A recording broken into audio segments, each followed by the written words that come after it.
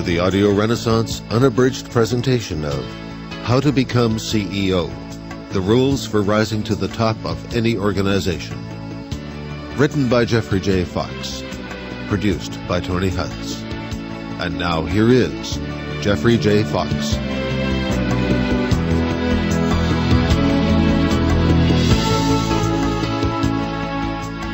Introduction. Why you should listen to this program.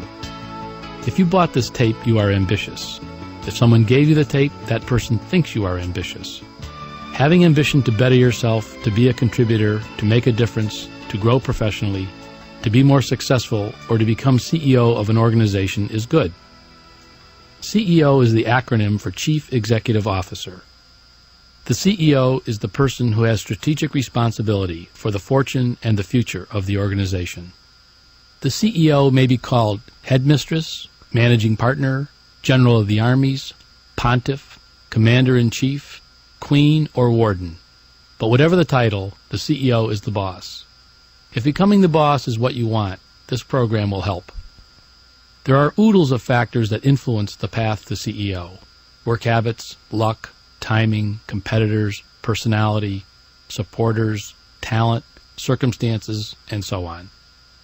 This program will help you better your work habits, influence the odds, impact timing, surpass competitors, and deftly use your talent. This is an audio tape of advice and recommendations.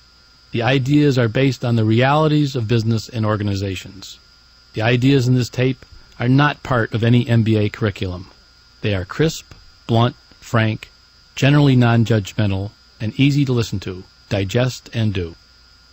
Many of the recommendations are stated in rule or commandment form. This is because what is written is the way it is, not the way it ought to be.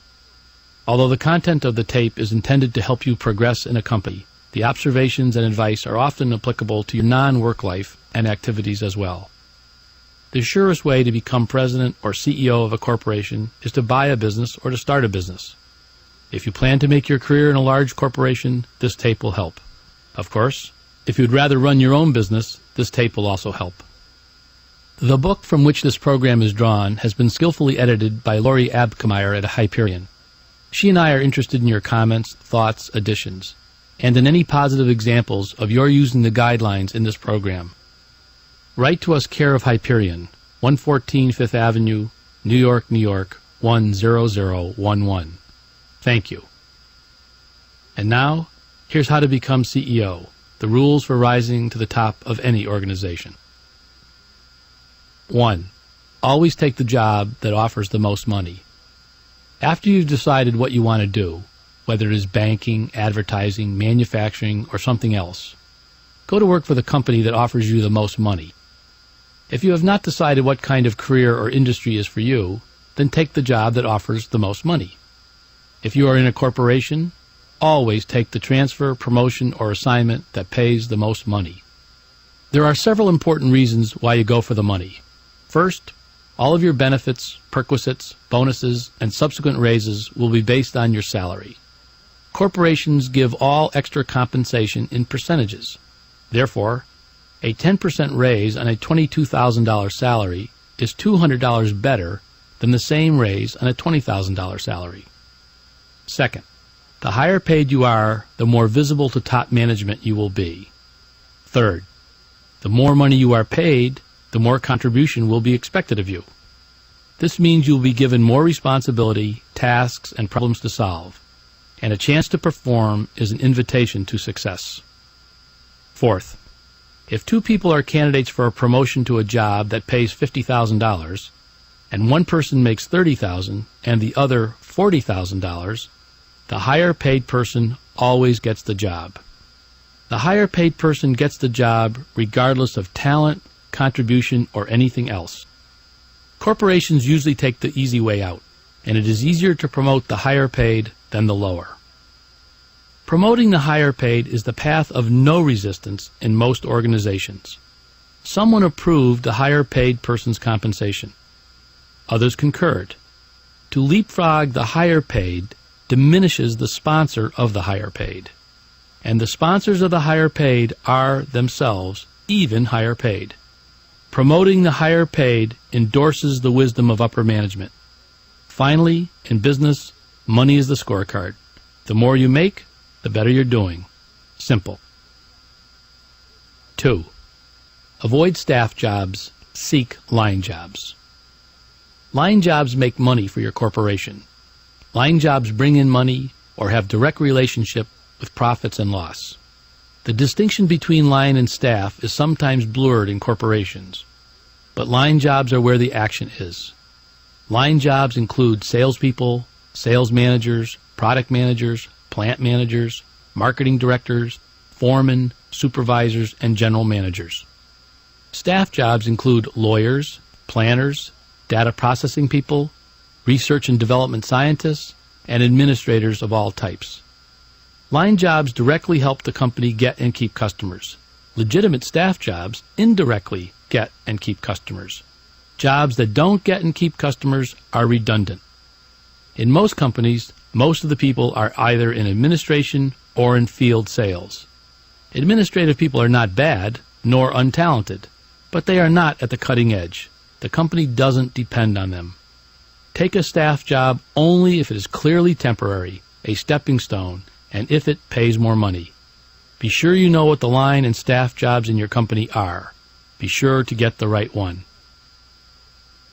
3. Don't expect the personnel department to plan your career.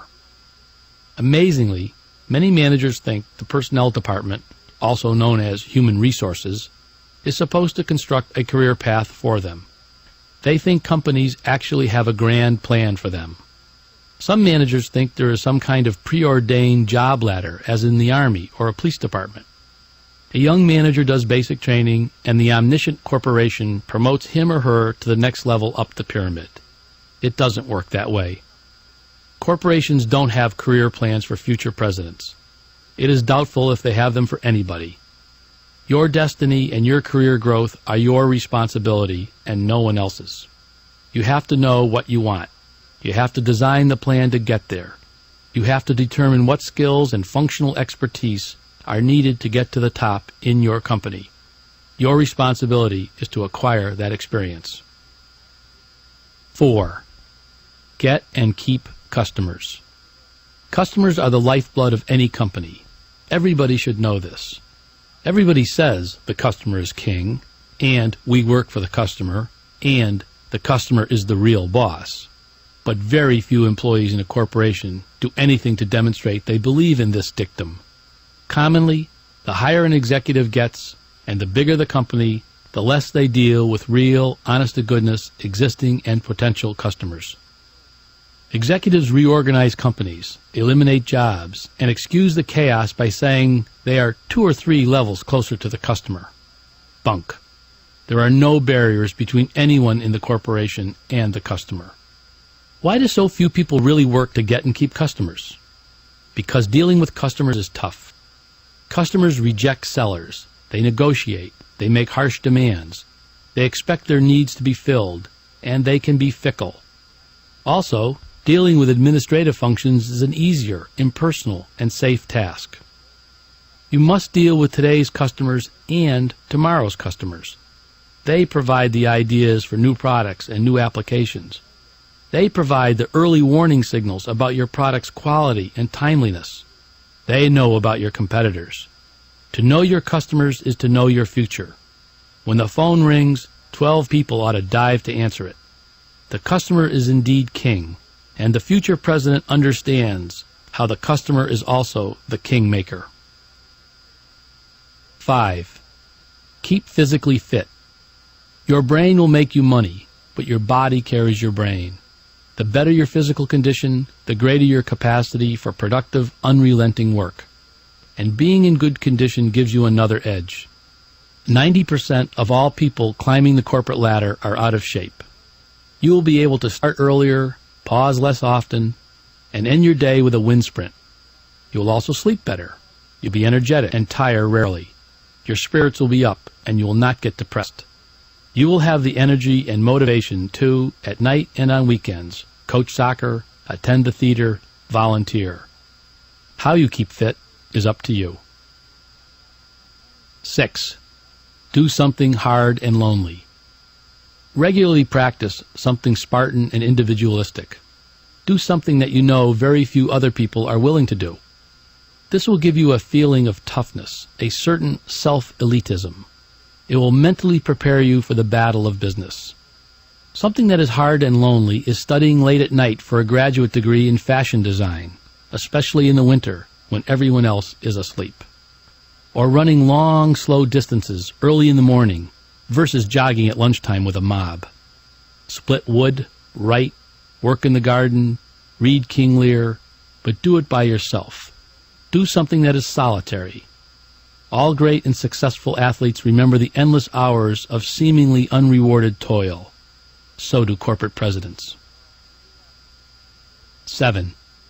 Never write a nasty memo. Never write a memo that criticizes, belittles, degrades, or is hurtful to a colleague.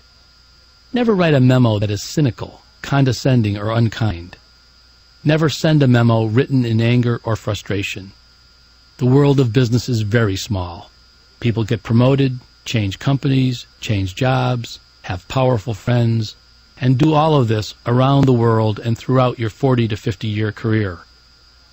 Companies merge, acquire, and get acquired. Your self-made enemy could show up anywhere. Never give a company rival a smoking gun. Spend your energy on positive things. 8. Think for 1 hour every day. Spend 1 hard hour every day planning, dreaming, scheming, thinking, calculating. Review your goals. Consider options. Ponder problems. Write down ideas. Mentally practice your sales call or big presentation. Figure out how to get things done. Take mental stock. Do this every day. Do it at a scheduled time. Do it at a desk or working table. Do not do it while driving or jogging. Don't do it while shaving or showering. Don't plan on this kind of thinking at work. You will be interrupted. Keep written notes in your special idea notebook. 9. Keep and use a special idea notebook. Buy a notebook you like. Keep it in one place, in a desk drawer or in a briefcase pocket, and leave it there. Write down all your ideas, plans, goals, and dreams. Use this notebook as a source for your yearly, monthly, weekly, and daily to-do lists. Good ideas always have their time. When they do, commit them to action via your to-do list. 10. Don't have a drink with the gang. Don't have a drink with the gang after work. It is a waste of time and money. Have a drink with your spouse or with a friend. Don't drink at lunch. Better, don't eat lunch. Play squash or work. When you're on the road at a sales meeting or a seminar or a management meeting, don't go to the cocktail party before dinner. Go running or swimming instead. Have a sauna, shower, and dress for dinner. Never get tipsy with anyone connected with your company. It is a sign of weakness. It shows you are out of control. 11. Don't smoke. Nothing good happens to the people around you when you smoke cigarettes. You run a big risk of offending a non-smoker who can help or hurt your career. Even smokers dislike the smoke and ashes and butts and dirty ashtrays and smell of smokers. In addition to all the well-known, well-publicized arguments against smoking, there are other specific business reasons not to do so. Smoking wastes time. Smoking is a self-centered interest. To get ahead in business, you have to think of others, their needs and wants, not yours. Smoking interferes. Cigarette smokers are, or appear to be, controlled. Winners in business are in control. Smoking cigars is okay if you are alone or with friends. Smoking an expensive cigar in the purview of a corporate chieftain is a mistake. The corporate chieftain will see you as pompous, as self-important, as having or spending too much money. If the boss gives you a celebration cigar, save it. You probably haven't yet earned the right to smoke a victory cigar. 12. Skip all office parties. There is no such thing as a business or office party. It is not a social gathering. It is business. Never party at an office party. It won't hurt you not to go at all. Don't offend people by criticizing the party or by publicly announcing your intentions. Simply don't go. Give polite excuses. Never ever go to a company picnic if you cannot bring your spouse. A company picnic without spouses is trouble. To go is to run the risk of being tarred with the bad brush of others' actions. If the unwritten rule is, you must attend or you will offend, then go. Drink only soda, stay no more than 45 minutes, thank the boss for inviting you, and leave. If anyone asks where you are going, tell that person you are meeting your spouse, or parents, or fiancé, or doctor, or music teacher, or personal trainer.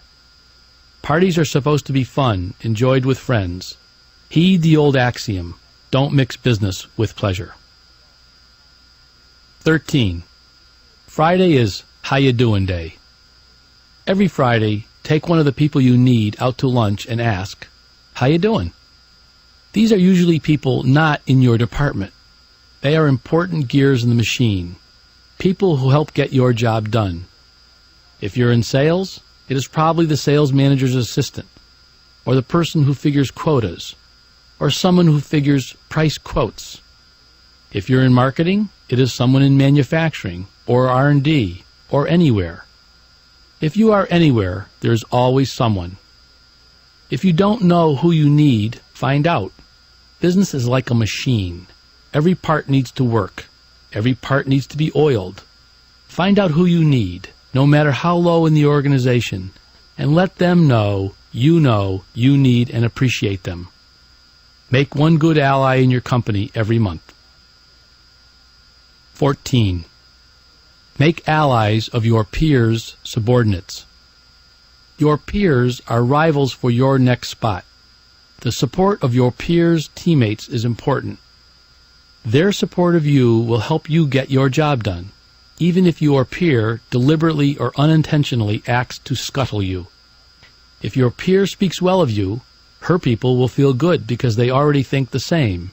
If your peer speaks poorly of you, her people will distrust her or think less of her because they think well of you.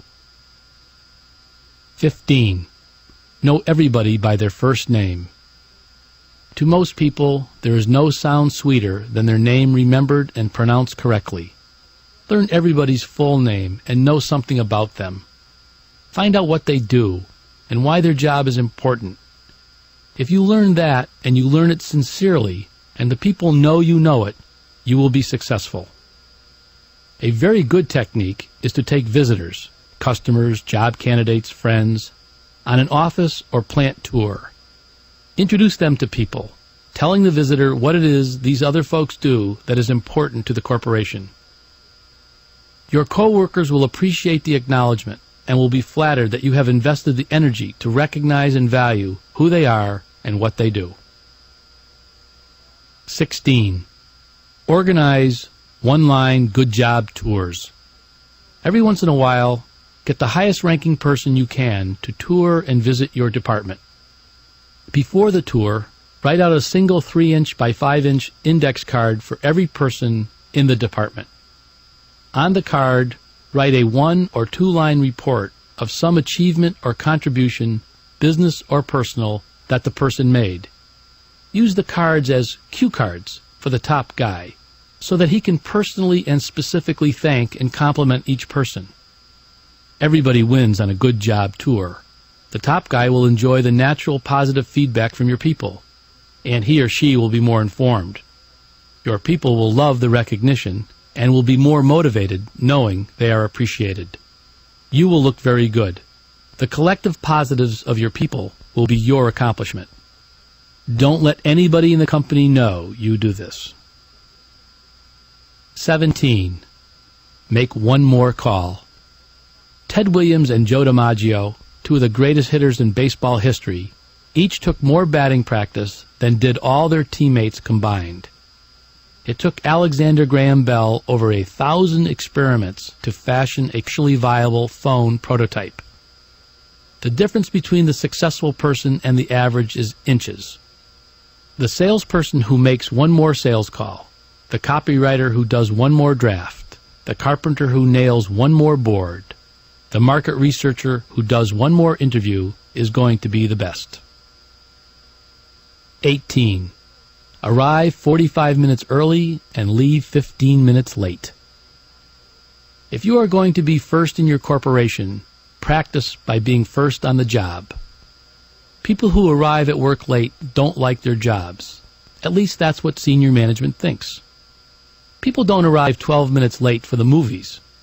And being early always gives you a psychological edge over the others in your company. Don't stay at the office until 10 o'clock every night. You are sending a signal that you can't keep up, or that your personal life is poor. Leave 15 minutes late instead. In those 15 minutes, organize your next day and clean your desk. You will be leaving after 95% of the employees anyway, so your reputation as a hard worker stays intact. There are too many times in your career when circumstances such as airline schedules and sales meetings and year-end closings and such will keep you away from home until late. Give more time to your family. Plus, 45 minutes early and 15 minutes late is an hour a day. That's 250 hours a year, or 31 days. You can get ahead quickly working one extra month a year. 19. Don't take work home from the office. Your home hours are for listening to your family, studying, planning, expanding your interest, and pitching batting practice to your kids. If you always have to take work home, you are A, not managing your time properly, B, boring, C, wasting your precious non-work hours, and D, all of the above. A very busy and very good advertising executive was always bringing home tons of work.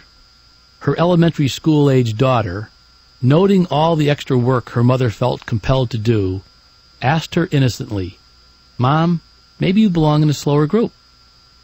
It is de rigueur for executives to take work home, but except for the reading of unimportant memos and ancient history, also known as monthly reports, no real work is ever done. Your senior management may note you don't take work home, even though you do take your briefcase, and decide to give you more projects and responsibility, and that's good. 20. Earn your invitation credentials. In every corporation there is, at the top, a Cosa Nostra, an inner special family. This is the group that ultimately decides on who becomes CEO and for how long he or she will be in office. You must be invited into this inner group. You cannot simply work your way in or earn your way in with outstanding contribution. You must have more than talent. You have to acquire the same credentials that characterize those in the inner circle. These characteristics are usually different in every corporation. In some corporations, all the top people were salespeople early in their careers, or worked in a favored division, or were there at the beginning, or are Jewish, or Boston Brahmin, or members of the founding family. Find out who is in the inner circle. Find out why they are. Determine the necessary credentials. If the credentials are impossible to acquire, judge whether they might accept a token outsider. They often do. If you can't ever get the credentials, go to a corporation where you can. If the top bank executives are all ex-loan officers, be sure to serve a stint making loans. If everyone in the executive suite is an engineer, you'd better be an engineer. If the top people were once salespeople, then carry the bag. You can become CEO of the organization without being invited in, but you won't last. You'll be kicked out in 3 to 5 years by either a powerful manager, a large shareholder, or by the ruling clique of the board of directors. 21. Avoid superiors when you travel. Most people striving to climb the corporate ladder leap at the chance to travel with the top company executives. They think regaling the chairman or president or whomever with their latest project success and showing how bright they are is the way to the top. Don't do it. Good top managers judge on results, not clever conversation. Good top managers are also very busy, and unless you are working on one of their projects, after 10 minutes, they want to spend their time on anything but you. You should spend your travel time working. Airplane time is work time, so fly by yourself. If you travel with a top corporate executive and you spend the entire time working, as you must, he or she might think you are doing it for their benefit. Or worse, if they nap or read the airline magazine and are even a little bit insecure, they will be unsettled by your industriousness. If you must fly on the same plane, sit in a different section. Hotel time is also work time. If you travel with superiors, they may feel obligated to ask you to dinner. If they don't, you'll feel hurt. Either way, you waste valuable work time. 22. Eat in your hotel room. Because you should be traveling alone, and because you spend your business day with customers or on other company affairs, you should have nights free. If you do have a business dinner, be sure you get some business done. Have an objective for the dinner and work to achieve it. Spend your nights away from your home, family, and friends, working. Have dinner in your room. Get things done. Finish reports. Read research papers. Write memos. Check your email. Complete expense accounts. Dinner in your room saves time and money. It strengthens your individuality. It stretches your workday and extends your office.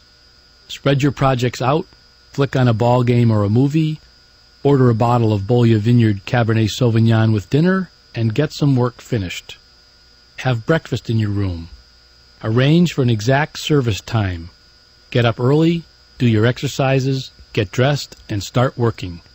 Don't waste time in a breakfast line with 100 business people. Don't read the local newspaper. If you're on the West Coast, call the East Coast. Plan your day. Set your daily objectives. Write your email.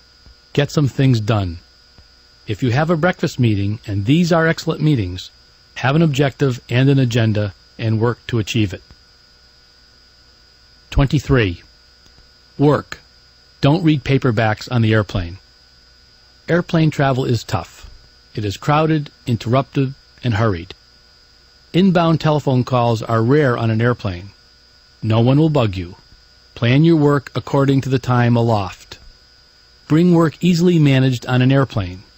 Carry a small stapler. Bring a large pre-stamped envelope to send back to your office. Bring several envelopes and stamps to handle handwritten follow-up notes. Have a specific work objective for each trip. 24.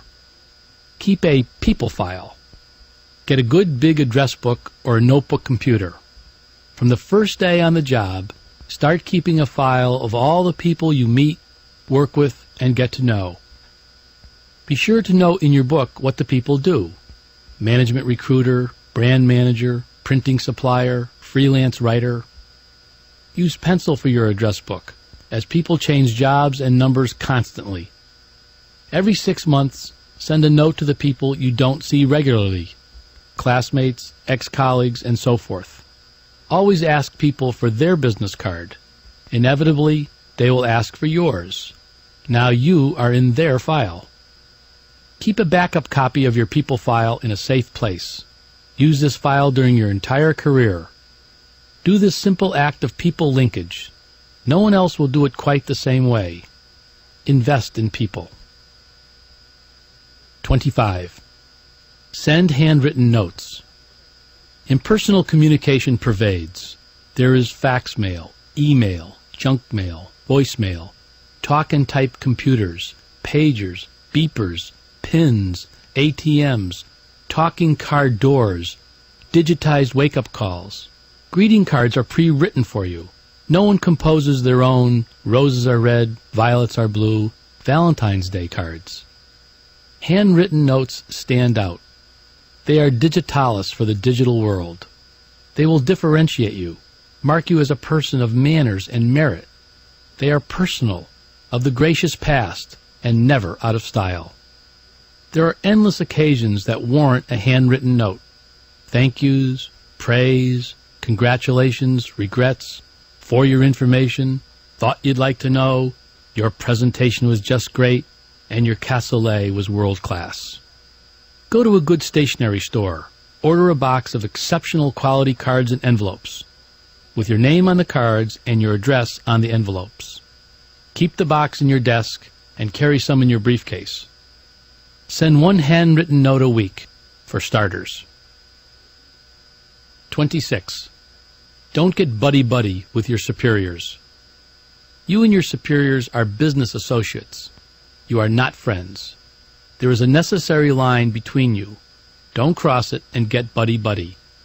Don't let your superiors cross it either. A lot of people think that becoming personal friends with senior executives is smart, and they work at it. They contrive meetings, seek invitations to the same parties, join the same country clubs, and all the rest. This is not the foundation for a successful career. It is a substitution for talent, and it is obvious. Do get to know your boss and her bosses very well. Know their problems, plans, personalities, idiosyncrasies, weaknesses, strengths, and everything else. Always be there to help, both in business and personally, but toe the friendship line. You can become friends later when you are in different companies. Same thing goes for your subordinates.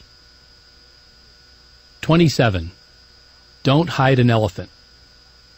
Big problems always surface. If they have been hidden, even unintentionally, the negative fallout is always worse. The hiders always get burned, regardless of complicity. The discoverers always are safe, regardless of complicity. When you know there's a problem, a goof, a snafu, and it is important, let your supervisors and colleagues know right away. The longer you wait, the more you increase the severity of the problem. You can turn a big problem into an opportunity to shine. Define and explain the problem carefully. Give estimates of potential damage. Describe possible scenarios. Suggest some solution options. Ask for help. This is important. It is also very important to position yourself as an independent reporter, in control. Describe the problem and treat it as if you were not previously involved. Loosen entanglements. Watergate, Vietnam, and surprise business bankruptcies are classic elephants, apparently well hidden, that were mismanaged and produced disastrous results. Each elephant grew with the hormones of panic and deception.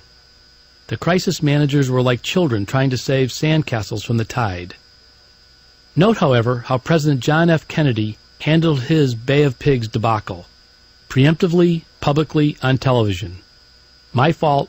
We blew it. Any questions? Kennedy emerged unscathed, actually strengthened. 28. Be visible. Practice whack-a-dad. Promote yourself within the corporation. Do so by working on projects that are visible or are the pet projects of senior people. Ask people what the big problems are. Think about them. Work on solutions. Test the solutions. Write up your proposals and get proper distribution of your ideas. Don't talk about how good you are. Prove it with action, over and over. Remember the acronym WACADAD. WACADAD. Words are cheap and deeds are dear. Ted Levitt of Harvard Business School wrote that, quote, creativity without implementation is irresponsibility, unquote. Ideas are nothing without execution. So few people in a corporation actually execute ideas that the person who does becomes visible and is often sought to do more. Pick your spots to shine. Presentations to senior management, instructing a training class, and speaking before the sales force are highly visible forums. Seek them and work very hard to prepare outstanding presentations. 29. Always take vacations. The executive who brags she never takes vacations is either a fool or a poor manager. You must be able to establish your department, job, or area of responsibility so it can function smoothly without you. Otherwise, you won't be able to travel to see customers. There are several career reasons to take vacations. If you go to the right places, you increase your chances of meeting people who have the potential to help you.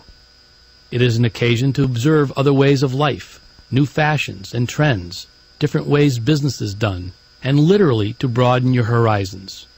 It is the time to write a book, or practice photography, or sample the risottos of Tuscany. It is a time to think and plan, and, not unimportantly, A planned vacation forces you to work incredibly hard before you leave and finish lots of work. Always plan your vacation far in advance. Pick your winter dates a year in advance. Let your superiors know well ahead of time. Never cancel, never leave a telephone number, experiment and go to different places, but always go. 30. Always say yes to a senior executive request. The time management books will tell you this is wrong, that always saying yes weakens your control over time. But always say, "I can do it," when a top guy asks. Even if he asks you to water the plants in the lobby, do it. Listen carefully to the request. The guy might be suggesting a solution, not stating the core problem. However, what he really wants is the problem solved. Evaluate his solution to see if it fits the need. If not, provide a different solution and get the real job done. No matter what the request, give him more than he wanted, sooner than expected, and with your own touch of personal innovation. People who get the job done are the ones who get the top jobs. 31. Never surprise your boss. Bosses don't like surprises. They get enough unknowns from the business environment, their supervisors, cunning rivals, and other subordinates. They don't need surprises, good or bad, from you. They want to be informed. They want to be able to answer their boss's questions about the status of projects, progress on the latest crisis, and everything else. Your boss wants to appear in control, on top of things. It is a discourtesy to him and to the organization for you to keep your boss in the dark. If you surprise your boss, he will begin to mistrust you. You must have the trust of your boss. Good or bad, he is there, and he usually has the most influence on your early career. Your boss is often more informed about company events that don't concern you. A surprise, even if well-intentioned, when mixed with the wrong kind of unfolding events, can be disastrous. Put yourself in your boss's place. No surprises. 32. Make your boss look good and your boss's boss look better.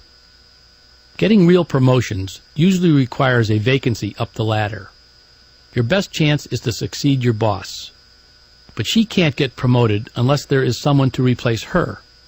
Making her look good improves her promotability, and because you make her look good, she will want you to stay around. You are now promotable. Your boss cannot promote you without getting approval from her superiors.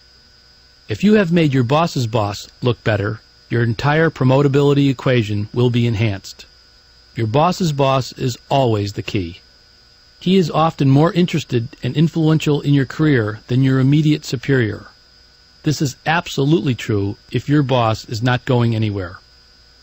You make these people look good by anticipating their needs and problems and by doing the extra work needed to get answers. Always keep them informed. Always finish work ahead of schedule. Always do a bit more. See their job through their eyes. Help them by doing the project and making suggestions as if you were in their place. Don't let them make a mistake. 33. Never let a good boss make a mistake. One of the best things that can happen to you to help your ascendancy in a corporation is to work for a good boss. A good boss trains you to take her place, and when she ultimately gets promoted, you have a chance to progress. Don't let your good boss make a mistake that could hurt her promotability, because that directly hurts your promotion chances. Don't let your good boss make a mistake that could hurt your company, because that makes it harder for the company to flourish. And the better your company performs, the more resources are available for rewards. If your boss needs more facts to make a decision, do her homework. If your boss is ill-prepared for a meeting, give her a heads-up briefing. If your boss has a weak presentation, beef it up.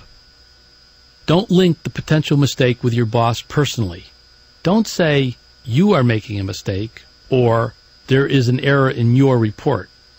Handle the mistake avoidance like this. "Mary, there may be a problem in this budget. It looks like the cost numbers are understated. If we use $10 an hour for the rate instead of $8, we will have a more realistic budget." Corollary. Tell everyone who works for you, inside and outside the organization, that they must never let you make a mistake. Be sure your boss knows you have that rule. 34. Go to the library 1 day a month. Leave the office and take 1 workday a month, or every 3 weeks, and go to a local public or university library. Commandeer a big work table and organize all your to-do projects. Knock off all the detailed stuff. Get the administrivia finished.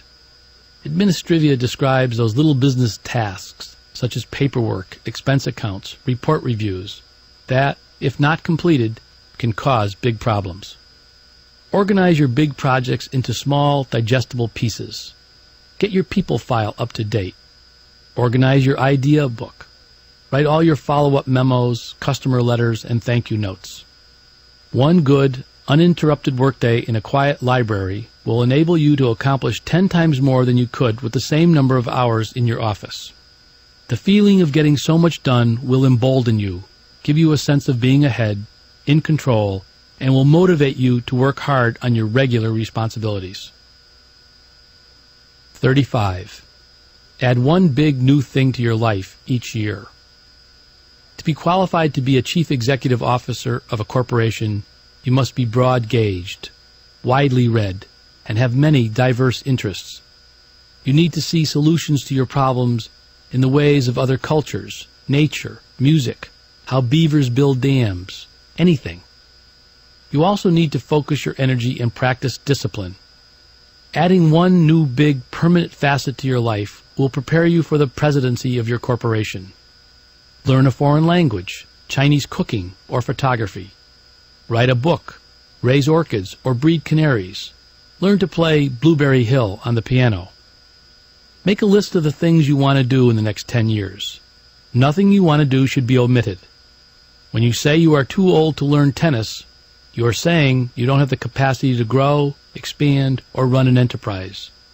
If you don't have the time, how will you ever get the time to handle a bigger job with twice the responsibility? Demonstrate your ability to grow. 36. Study these books. Obvious Atoms by Robert Updegraff. Acres of Diamonds by Russell Conwell.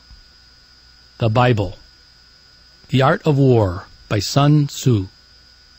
The Book of 5 Rings by Musashi Miyamoto. On War by Karl von Clausewitz.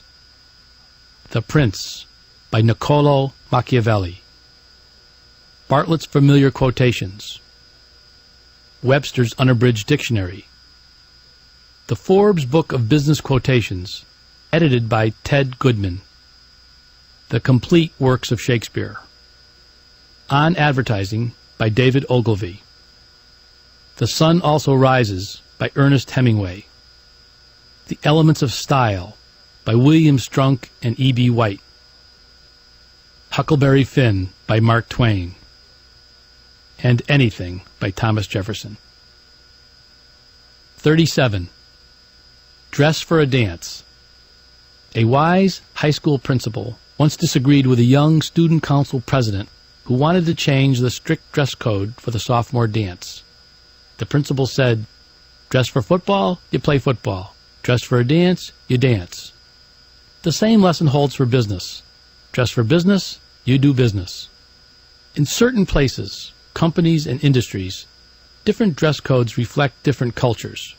This is fine, and you should be hip to each culture.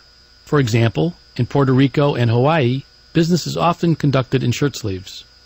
In the field, executives sometimes wear work boots and hard hats. Plant managers wear safety glasses and lab coats.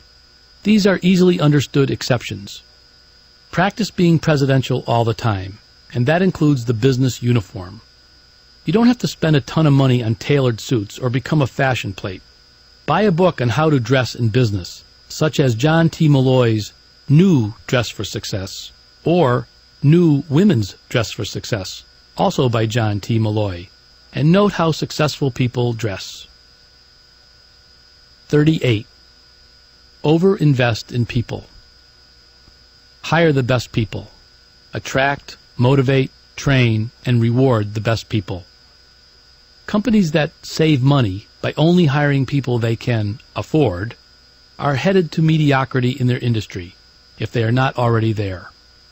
It is better to hire one exceptional person at $60,000 a year than two average people at $25,000 each. Overinvest with emotional currency as well. Give the winners trust, independence, praise, freedom, encouragement. Leaders of organizations know that people make things happen. They never forget this elemental truth. Without an army, a general is nothing. If the people in your organization support you, trust you, believe in you, and respect you, they will propel you to the top. But the people in the organization give back only what they get.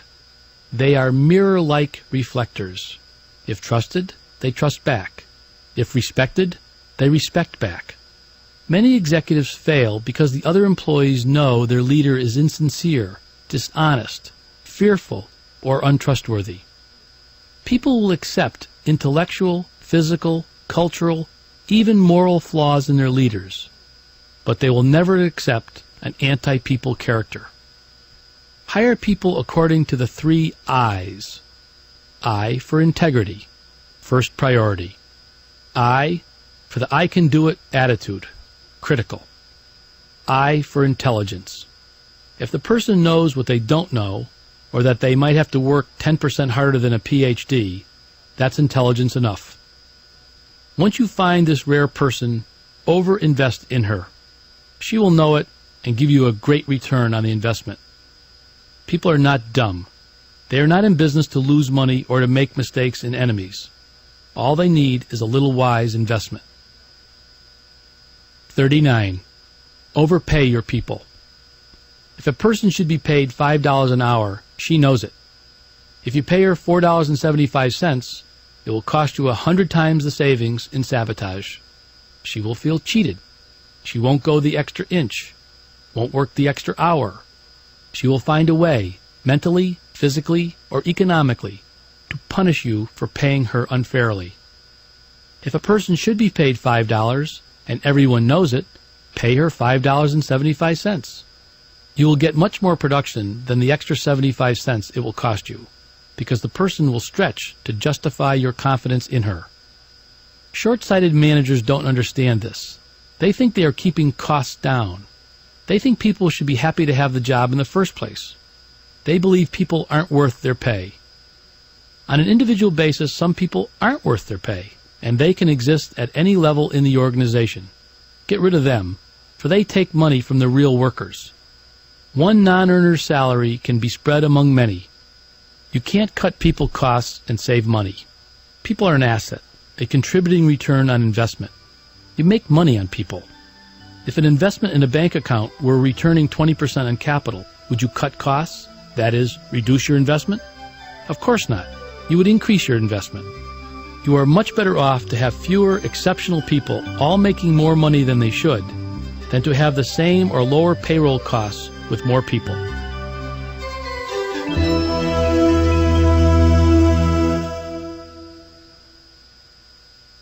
This is the end of Side 1.